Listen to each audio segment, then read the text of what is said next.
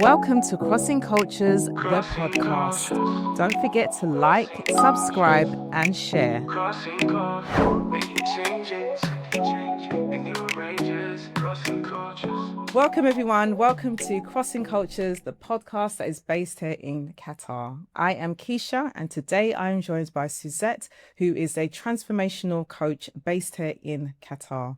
Welcome, Suzett. Welcome to the podcast, and thank you for coming on. Thank you, Keisha, for having me. I'm feeling wonderful. Excellent. Feeling wonderful. I know we've got a lot of things to talk about. Definitely. So, yeah, I'm all for it. Okay, brilliant.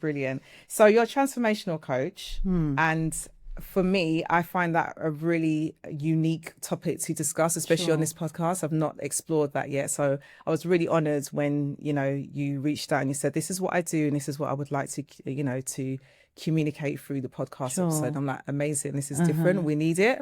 So thank you. Welcome. Thank you. Right. So we're going to jump straight to the first question. Sure. There is still a lot of misconceptions around coaching. So how would you explain what transformational coaching actually is, and why do you think so many people have already experienced elements of it without even realizing?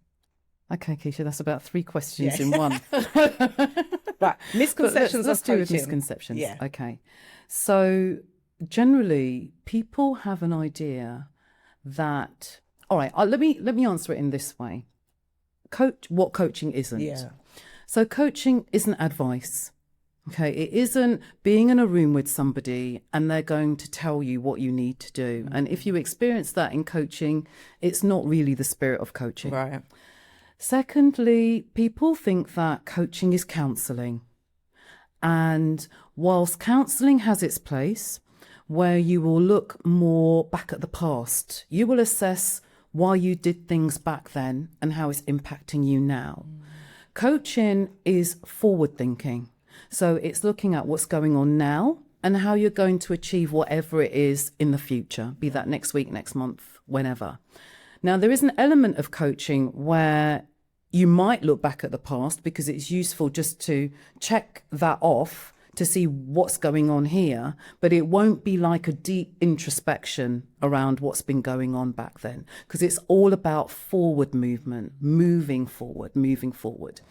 So we've talked about it not being advice. It's not counselling.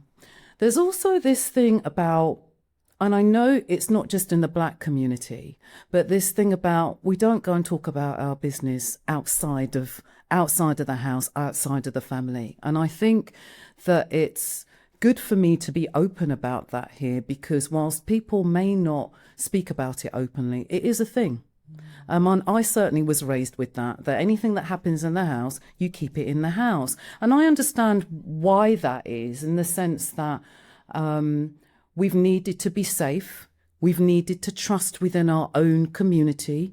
We've needed to be resilient within our own community for factors that would impact us adversely, that we had no control over. I get that. But then what do you do when you don't feel heard? You don't feel safe? You don't feel seen? You may feel judged by the same community that is supposedly saying they're making you feel safe and secure. So what do you do with that? So, and that's no judgment on the community, but these are the complexities that we're living within. And so coaching has a space where you can go to be able to think. I would see myself as a thinking partner.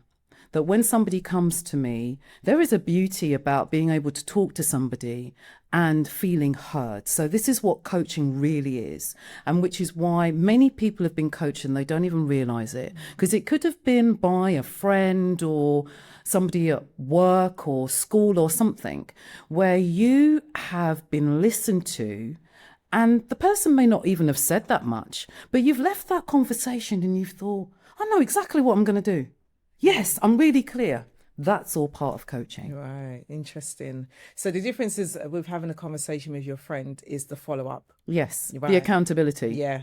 Okay. But in terms of like the listening and empathy, we've all had some semblance of coaching. When people think about coaching as well, they can often think about a PT. And a personal trainer is much more than helping you with your body. Yeah. Because a personal trainer gets to hear about all of your business as well because of that close relationship and always moving you forward towards that goal. So that's the key thing about it. Yeah, brilliant. Fantastic. So navigating change, what does that look like when life feels uncertain, especially places like where we are now in the Middle East, where we've had to deal with this unfortunate conflict? I'm sure that's made everyone feel a little bit shaky. Yeah. So how do we navigate changes like that?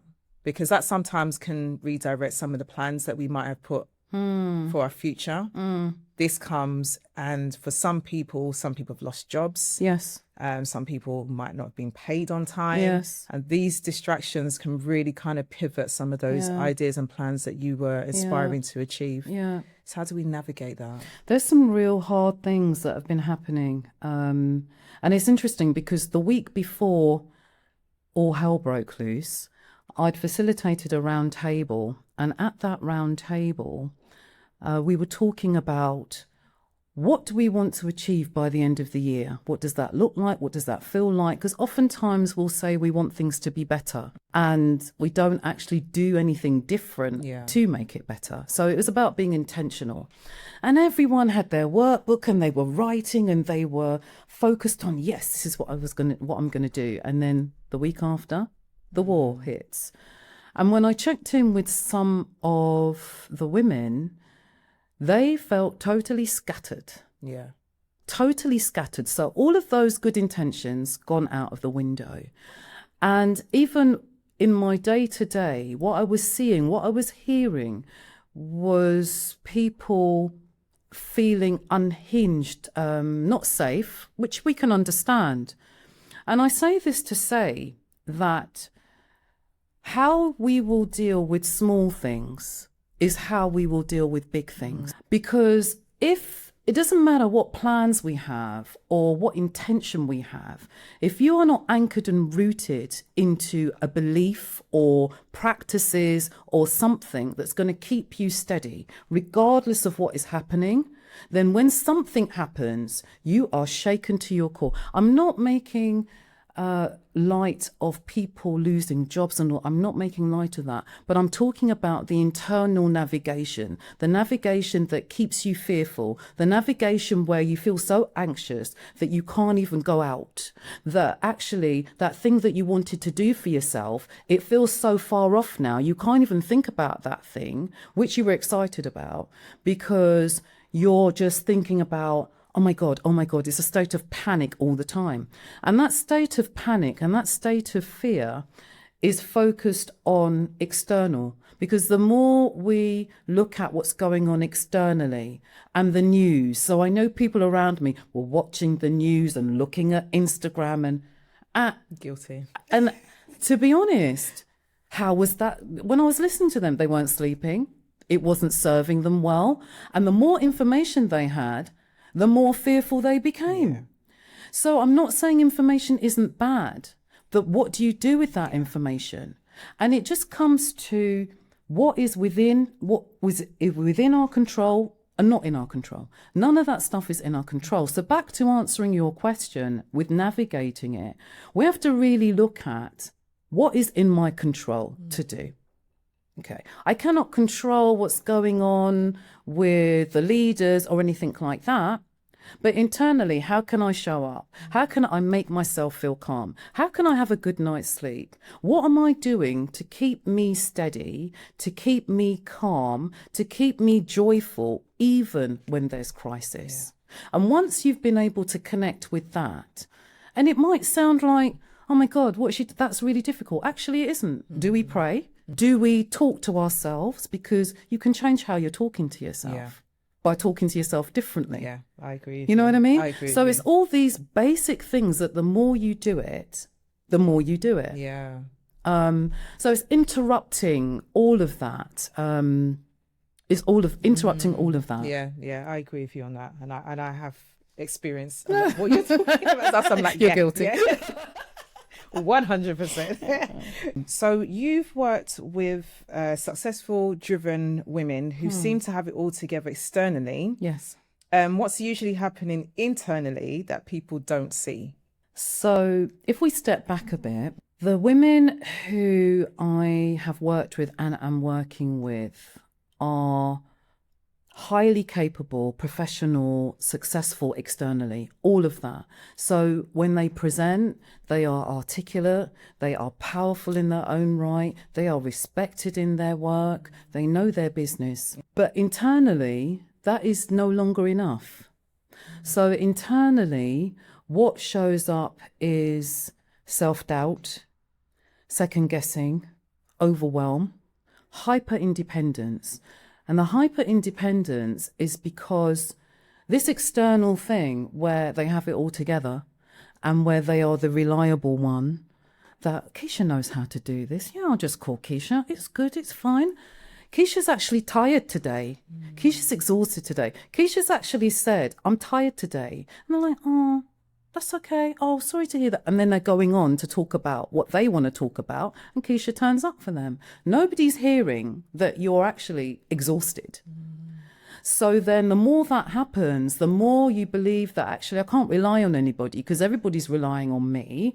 So I just don't need anybody else then. I'll just do for me and I'll do all these things. But actually, how do you sleep for 7 hours and still exhausted when you wake up?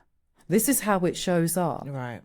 So the overwhelm, the procrastination, the decision fatigue, but yet you're still trying to present as though everything is good. That is absolutely exhausting. Yeah. By the time I start working with people, they are certainly not presenting in the way that the world would have seen them.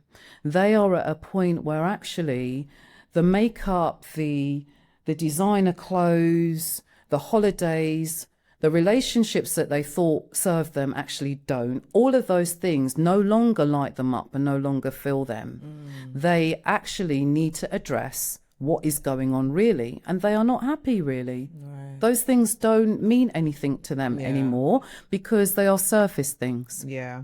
And it's interesting you say that because we see the facade and sometimes we look at people that look like they've got it all together and we're like, oh, I wish I was like that person. But you have no idea what's going on in their lives. And that's why people say be careful who you look up to and what you wish for. Life you wish for. Exactly. Because you don't know what comes with it. Yeah. And if I may just say as well that they are seen as strong women, right?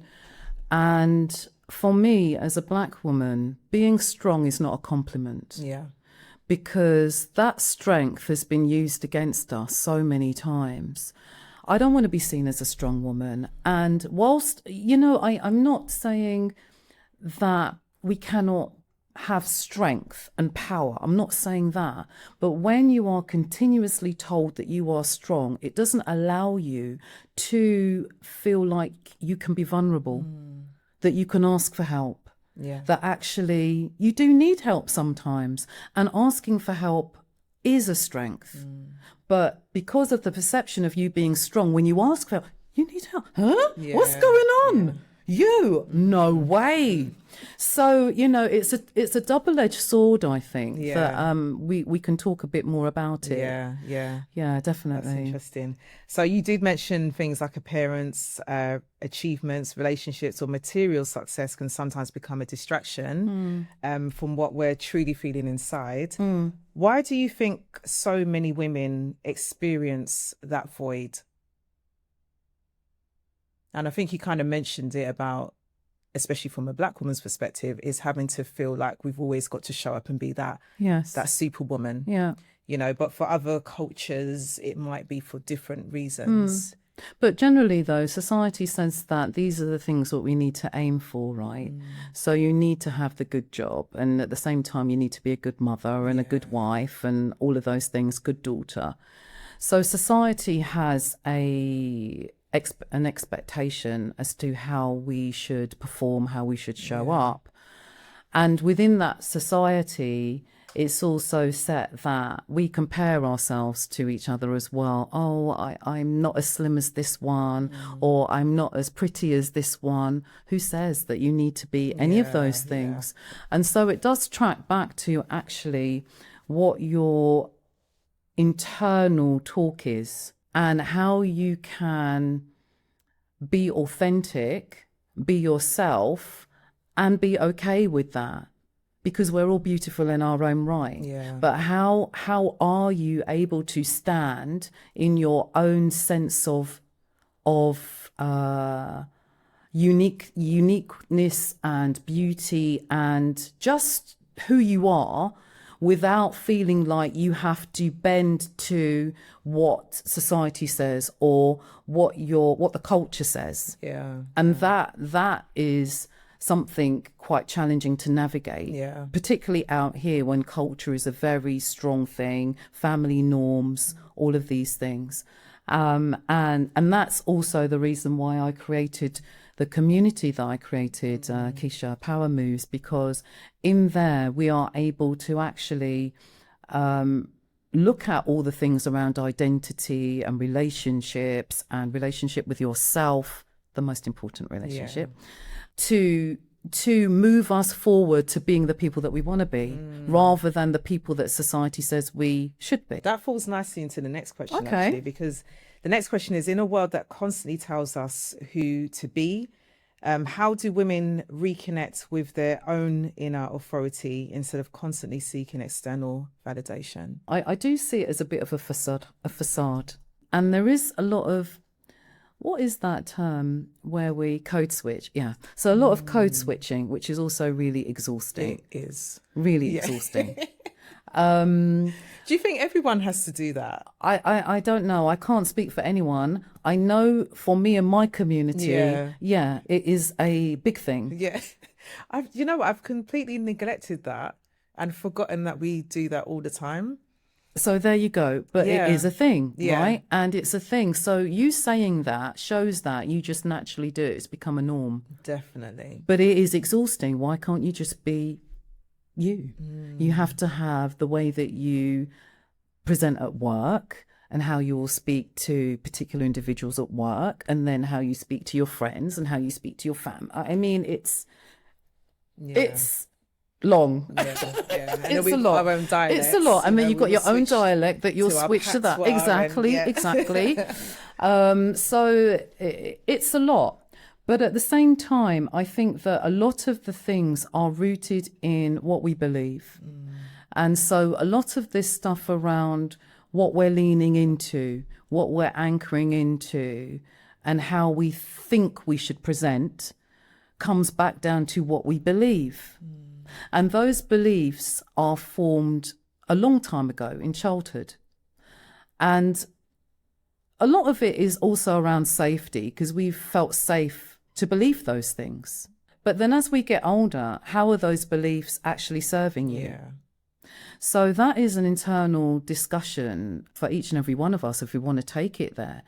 But then a belief is a perception, and a perception can change. And I say that to say that if something is not working for you, then you have the ability to change that belief to make it work for you. So, for example, I've had a client who had issues with her weight, and her belief was that if only she could be slim, then she'd be more acceptable, that people would, look at her in a different way. She'd just be happier. That was her belief. And fast forward, lost the weight and found out that she's no happier than when she was heavier. Because it goes back to what you're saying about the most important relationship is with herself. Yeah. And actually to go back to explore where that belief came from, and what was it about the weight? What was it about her eating? What was it? What comfort was she finding in that eating? Am I making sense? So there's all those things.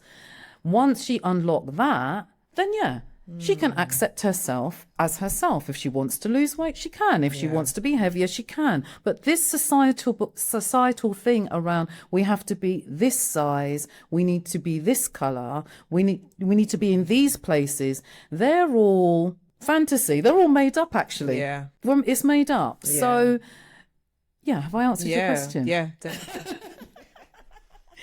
Okay. So how can someone stay emotionally grounded when life feels full on? So work, parenting, relationships, and everything else in between. How can they get that balance emotionally? I'd say to breathe first. Yeah. I'd say to breathe.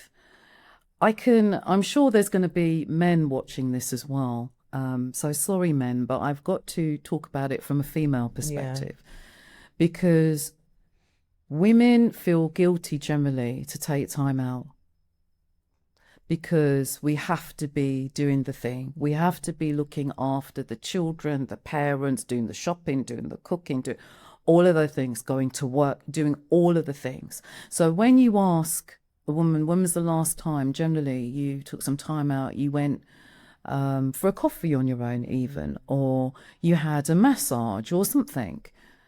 Oh, I can't remember. Or if they did, they've been interrupted by the phone because somebody's needed them again and they felt guilty for taking that time. Yeah. So I would say that the first thing is around being able to schedule time for yourself. Just as we schedule time to go to work, to sleep, we can schedule time for self-care, even if that's 10 minutes a day, just to catch yourself, just to breathe, just to maybe look at a book or enjoy a coffee uninterrupted. That's where it starts, because Keisha, when you take some time and you're not on your phone, you actually start becoming a bit clearer about what's going on around you. The things that you notice that you hadn't noticed then become apparent even in that short time. So I would say scheduling time for yourself and then move from there without the guilt and without the worry. Okay, so my last question already. Was there a defining moment in your own life that pushed you towards transformation coaching? There's probably more than one, because transformation is evolving, so it goes on and on and on. But I would say that the biggest thing that happened was becoming a mother as a teenager and being told that I wouldn't amount to anything. So being very academic, very able, everyone had high hopes for me. I'm going to be able to do whatever I want, you know. And then becoming pregnant, and then the shame and the rejection, and then all the self-fulfilling prophecies that people were telling me. Oh, they were prophesying over my life, like, oh, you're not going to do anything, you're just going to have more, look at you, all of this stuff. So to be able to go from that and have a sense of, actually, I'm up for the challenge because I know what I'm about, even at that young age. So all of that stuff going on in the background, but having the self-belief and belief in the creator that I'm going to do something for myself. And I am going to be somebody, and I am going to be able to achieve, not just for myself, but for my daughter as well. And so seeing that, and then being thrust into, because I have a background in addiction, so seeing people transform all the time against many challenges, through many challenges, actually has helped me to show up in a way that I wish somebody had showed up for me back then. And so that's why I say my work is my ministry, because I believe that if one person is experiencing something, that means that there is somebody else experiencing the same or similar thing. And for women who are very driven, it's often very difficult for them to be in spaces where they can be vulnerable. Yeah. And that is the space that I offer. Yeah, that is amazing. I feel like there's so much layers to you. Obviously, we can't explore it in this one podcast, but I guess that's where people get to go to your sessions, your round table, to learn a little bit more. Yeah. Because there's a lot of things that you say that resonate, and I'm like, I understand that, because there's some elements of what you just said that also match my own background. Okay. So I can completely understand where your passion comes from. And I'm really interested, but when you have another roundtable, please let me know. will. It's in I June. will be there. I will be there. Yes. And I'll get the girls to come as well, because I feel like Yes. we need this. Yeah. And it's definitely a gap here. So I'm Yeah. glad that you're filling that gap. Yeah, thank It's you. really needed. You're Thank such you. an amazing person. Thank you, I could thank listen you. to you all day. Thank you. Seriously, thank you I've so really enjoyed much. this. You are amazing. Really enjoyed Oh, it. bless Really, you. really. It's been Thank lovely. you. Thank you so much. Thanks. All right, guys, we have come to the end of the episode. I hope that some of this information has really resonated with you. And I will put the Instagram, the social media details at the bottom so you can get in contact with Suzett. But there's so much to unpack. There's so many layers to transformational coaching. And I definitely would say explore it, especially if you're quite an ambitious person or you have a blockage and you don't know how to overcome it. So we'll definitely need to revisit, and, you know, you guys need to come to the next event. So I'll be sharing the details 100%, and I will be there. Thank you so much for tuning in to this episode of Crossing Cultures. Take care of yourself and take care of each other. See you soon. Crossing cultures, crossing cultures, crossing cultures, making changes in new ranges, crossing cultures, crossing.